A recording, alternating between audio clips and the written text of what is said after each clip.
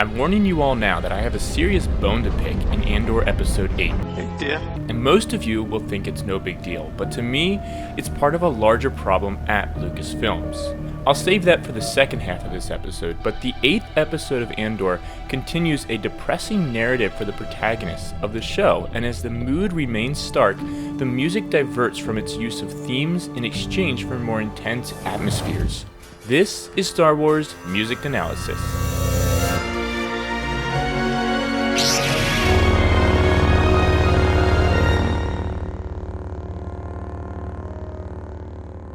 Do it. The clock chime at the beginning of the opening titles, just like what we heard in episode 6, makes us aware that time will play a role in this episode, a theme that comes up throughout Cassian's time in the prison. But the music then shifts to more energetic and intense drum cues, which pushes us immediately into the tension and anxiety of Cassian going through the Imperial prison system. As he's taken to the prison on Narkina 5, we hear the Imperial theme play. The combination of seeing this prison, Andor's expression, and the music all together really sends a message to us that this is a bad place for him to be going. Another variation of the Imperial theme comes in as Dedra Meero walks away from Cyril. I actually thought it was somewhat playful in tone here, certainly less aggressive or threatening than how we've heard it many times before this. And it made me think of how Dedra is somewhat playing with Cyril here. Dedra respects what Cyril is proclaiming, but she still has her guards up towards him. Likely she's going to continue to keep an eye on him, if only out of a sense of curiosity. Andor's theme is missing from most of this episode, as he's missing from the galaxy and kept tied down and in the dark from the rest of the galaxy. But it comes in for one moment while he's alone in his cell on the floor. And here's the moment that the clock sound at the beginning referenced, his prison time. Notice how the clock is not counting down. 6 years will become a lifetime as time literally stands still for him. This theme that first came up in episode 6 plays just a bit at the end of the talk between Vel and Cinta.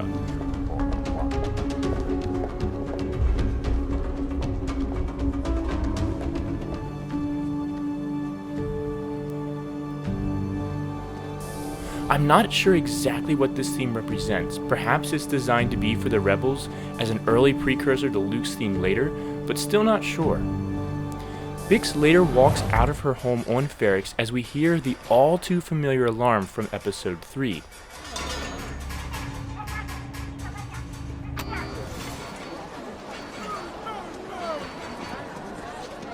Three shorts, pause, 3 shorts, another pause, and then 4 shorts. What's going on? Bix immediately recognizes this as meaning danger and intruders, but this time it isn't just the corporate security, it's the Empire, as things heat up on this planet.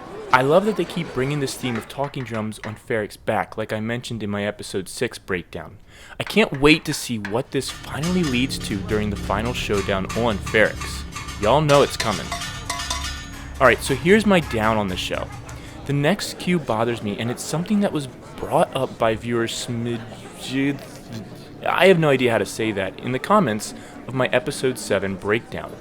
In the background of Mon Mothma's dinner parties, the music playing is simply a very soft version of the Niamos song.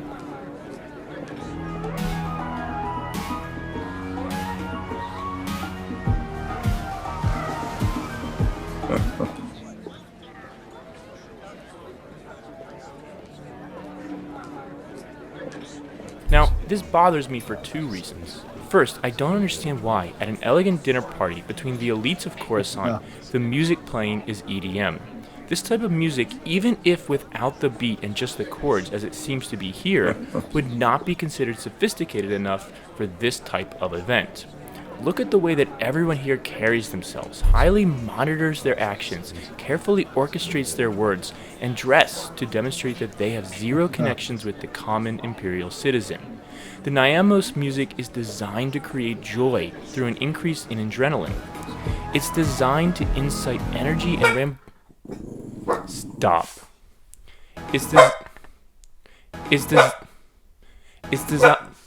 It's designed to incite energy and rambunctious movement, disorderly dance.